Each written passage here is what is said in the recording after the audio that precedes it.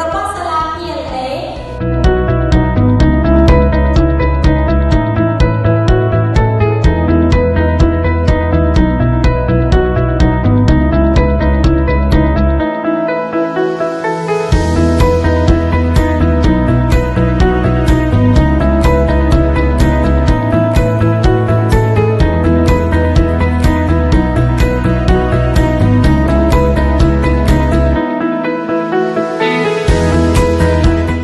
It is a real honor for me to stand before you today,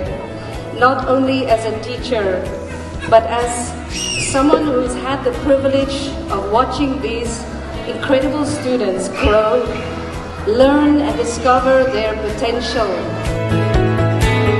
ជាការពិតណាស់ការអភិវឌ្ឍដែលមានលក្ខណៈពេញលេញនិងគ្រប់ជ្រុងជ្រោយនៃកុមារភាពរបស់កូនសិស្សនិងសិស្សត្រូវពឹងផ្អែកទាំងស្រុងពីសំណាក់សាលារៀនអ្នកអាណាព្យាបាលនិងបរិស្ថានរស់នៅប្រកបដោយការគាំទ្រនិងលើកទឹកចិត្តដល់ពួកគេបាទអញ្ចឹងជាធម្មជាតិនៅពេលដែលគាត់អាប់ទិវបញ្ញារបស់គាត់ឲ្យតែសារពាង្គកាយគាត់ធ្វើចលនាគឺគាត់នឹងមានបញ្ញា